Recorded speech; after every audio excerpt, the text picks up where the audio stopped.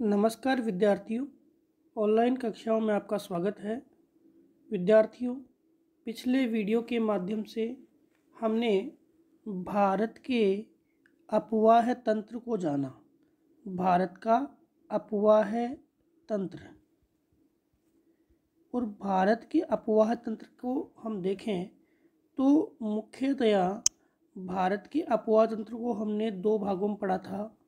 एक तो हिमालय अपवाह तंत्र, एक प्रायद्वीपीय अपवाह तंत्र। हिमालय अपवाह तंत्र और प्रायद्वीपीय अपवाह तंत्र जो है, इसका डिवीजन हमने उद्गम स्रोत के आधार पर पढ़ा था। उद्गम स्रोत के आधार पर देखें तो हिमालय से निकलने वाली नदियां हैं और आपके प्रायद्वीपीय भारत से निकलने वाली नदियां हैं। ये दोनों ही प्रकार की नदियां जो है आपके एक तो गिरती है कहाँ पर, बंगाल की खाड़ी में, और एक गिरती है कहाँ पर, अरब सागर में। तो हिमालय से निकलने वाली नदियों में हमने देखा कि जो आपके सिंधु नदी है वो अरब सागर में गिर रही है, ब्रह्मपुत्र नदी है ये आपके बंगाल की खाड़ी में गिर रही है, गंगा है, यमुना है, ये आपकी बंगाल की खाड़ी में गिर रही है। इसके अलावा प्रायद्वीपीय भारत की जो नदियां हैं, जैसे आपके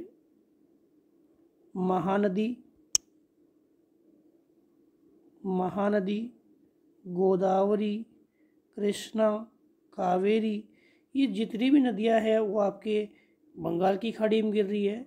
इसके अलावा देखें तो आपकी लूनी है जो कच्छ के रण में जा रही है, नर्मदा है, ताप्ती है, ये नदियां जो है वो आपके अरब सागर में गिर रही है।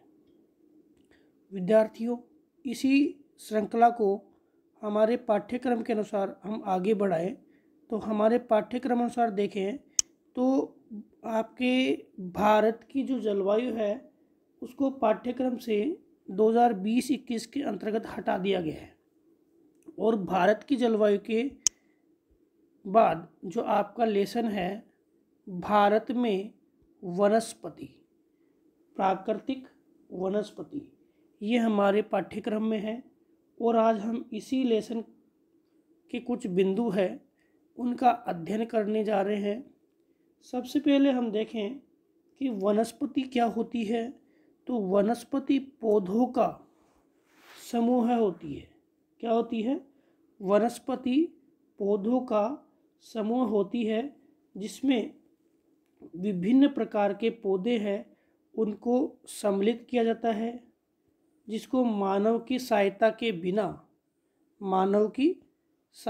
बिना जंगली अवस्था में देखा जाता है। तो यह पौधों की संरचना क्या कहलाती है? वनस्पति कहलाती है। और जो प्राकृतिक वनस्पतियां हैं ये लंबे समय से विभिन्न जलवायु प्रदेशों में देखी जा रही है, और हम विश्व के संदर्भ में भी देखें तो विभिन्न स्रोतों में जलवायु आधार पर अलग अलग प्रकार की वनस्पतियां देखी जाती है। और यह वनस्पतियां जो है वो मानव हस्तक्षेप रहित होती है। मानव का किसी प्रकार का हस्तक्षेप इन वनस्पतियों में नहीं होता है। इसी आधार पर देखें तो भारत जो देश है, इस भारत देश की बात मैं करूं तो भारत देश आपके हमने पढ़ा भी है कौन सी जलवायु क्षेत्र में आता है। तो आपके उष्ण, उपोष्ण, मानसूनी जलवायु, इसमें भारत का क्षेत्र आता है। क्यों आता है? क्योंकि 23.5 डिग्री कर्क रेखा लगभग इसके मध्य से गुजरती है, और 23.5 डिग्री कर्क रेखा के मध्य से गुजरने के कारण यहाँ पर भारत के क्षेत्र में दो प्रकार के क्लाइमेट जोन या जलवायु जोन बनते हैं, दक्षिणी उष्ण और उत्तरी उपोष्ण। और इन्हीं आधारों के अतिरिक्त देखें तो भारत की जो स्थिति है, कौन सी स्थिति? भौतिक स्थिति भी वनों के विभाजन में एक महत्वपूर्ण भूमिका निभाती है। फिलहाल जो भौतिक प्रदेश है उनको भी हमारे पाठ्यक्रम के आधार पर देखें तो 2020-21 के अंतर्गत है, हटा दिया गया है, इसलिए हमने अपने पाठ्यक्रम में इनको नहीं पढ़ा। भौतिक जो क्षेत्र है उसमें देखें तो पहला आपका हिमालय प्रदेश, दूसरा मैदानी भाग, तीसरा आपके मरुस्थलीय प्रदेश, चौथा पठारी भाग, तटीय प्रदेश और आपके द्वीपीय क्षेत्र। वनस्पति के आधार देखें तो ये जो सभी क्षेत्र है वो भारत में पाई जाने वाली वनस्पति को प्रभावित करते हैं और इन्हीं विविधताओं के आधार पर भारत में जो पाई जाने वाली वनस्पति है इनको हम मुख्यतया 6 भागों में बांटते हैं। कितने भागों में बांटते हैं? मुख्यतया 6 भागों में बांटते हैं और 6 जो रीजन है वो आपके इस वीडियो के माध्यम से मैं डिवाइड कर रहा हूँ। सबसे पहले हम बात करें उष्णकटिबंधीय पतझड़ी वन। कौन से? उष्णकटिबंधीय पतझड़ी वन। उष्णकटिबंधीय पतझड़ी वन जो है वो भारत के मानसूनी रीजन में देखने को मिलते हैं, जिसमें आपके गंगा यमुना का मैदान आ गया। इसके अलावा भारत के दक्षिण का पठार है, इसमें आ गया। इस प्रदेश में देखें तो आपके जो पतझड़ वन है वहाँ पर वर्षा जो है वो प्राय कम देखने को मिलती है। वर्षा यहाँ पर 70 से लेकर के और 100 सेंटीमीटर तक देखने को मिलती है। दूसरी बात कर रहे हैं, अभी हम इनको सबको डिटेल से पढ़ेंगे एक एक करके। एक बार हम इसको डिवाइडेशन को देख लेते हैं।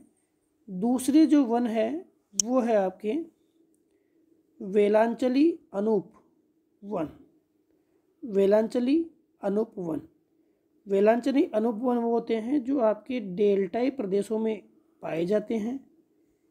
जो आपके मैंग्रोव वन है, इन वनों की क्या बात है कि ऐसे वन जिनमें जो जड़ें हैं वो जलीय स्रोत में होती है और जो भाग है वृक्षों का वो ऊपरी क्षेत्र में होता है। तो ऐसे वन दलदली क्षेत्रों में भी देखने को मिलते हैं और जलीय तटीय प्रदेशों के भागों के समीपवर्ती क्षेत्रों में भी देखने को मिलते हैं। जो जलीय तटीयवर्ती भाग है वहाँ पर भी आपको ऐसे वन देखने को मिलते हैं। जैसे आपके सुंदरवन के डेल्टा में इस प्रकार के वन मिलते हैं, आपके हुगली नदी के डेल्टा में इस प्रकार के वन मिलते हैं, चिल्का झील के पास इस प्रकार के वन मिलते हैं और आपके गोदावरी नदी क्षेत्र है उनके पास भी इस प्रकार के वन देखने को मिलते हैं। इसके बाद कौन से वन? जो तीसरे वन है वो है उष्णकटिबंधीय सदाबहार और अर्ध सदाबहार वन। ये वन भारत में कौन से क्षेत्रों में देखने को मिलेंगे? जहाँ पर वर्षा सर्वाधिक होती है, यानी भारत के पश्चिमी तटीय भाग और उत्तरी पूर्वी जो राज्य है उनमें सर्वाधिक वर्षा देखने को मिलती है। इस कारण से इस प्रकार के वन इन भागों में देखने को मिलते हैं। इसके बाद और कौन से वन है? तो उष्णकटिबंधीय कांटेदार वन। देखो, कांटेदार वनों की बात हम करें तो आपके गुजरात के भाग में और राजस्थान के इन भागों के अंदर तथा मध्यवर्ती तटीय आपके दक्कन के पठार में 2 क्षेत्रों में आपको इस प्रकार के वन मिलते हैं, जहाँ पर जो वर्षा है वो क्या होती है? बहुत कम होती है। वर्षा क्या होती है? बहुत कम। कितनी? लगभग 50 सेंटीमीटर से भी कम होती है और इन क्षेत्रों में आपको इस प्रकार के वन देखने को मिलते हैं। इसके अतिरिक्त और कौन से वन रह गए? तो आपके लास्ट रह गए कौन से? पर्वतीय वन। कौन से? आपके पर्वतीय वन। पर्वतीय वन उन क्षेत्रों में देखने को मिलते हैं जहाँ पर पर्वतीय भाग है। कौन से भाग हैं? पर्वतीय। वैसे देखें तो आपके उत्तरी भाग में भी पर्वतीय भाग है, ठीक है। इसके अलावा हम देखें तो आपके दक्षिणी भाग में भी आपके क्या है? पर्वतीय क्षेत्र। ये पश्चिमी घाट का भाग है, पर्वतीय क्षेत्र है।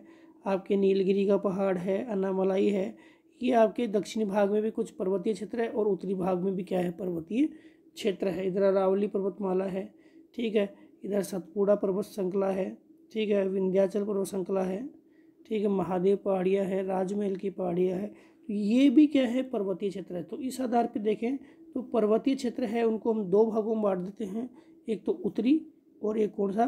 दक्षिणी। उत्तरी में कौन सा आ गया? हिमालय आ गया, और दक्षिणी में कौन सा आ गया? प्रायद्वीपीय भाग आ गया।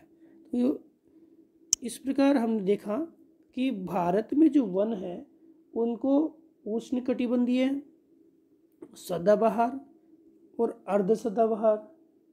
उष्णकटिबंधीय है पर्णपाती वन, पर्वतीय वन, उष्णकटिबंधीय कांटेदार वन, और आपके वेलांचली जो अनूप वन है। इस प्रकार से 6 भागों में भारतीय वनों को विभाजित किया गया है। कितने भागों में?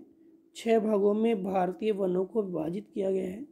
तो विद्यार्थियों समझ में आया होगा कि जो भारत की प्राकृतिक वनस्पति है उनको मुख्य रूप से भौतिक प्रदेशों के आधार पर कितने भागों में डिवाइड किया गया है? 6 भागों में डिवाइड किया गया है। इन 6 भागों में सबसे पहले हम देखते हैं उष्णकटिबंधीय सदाबहार वन।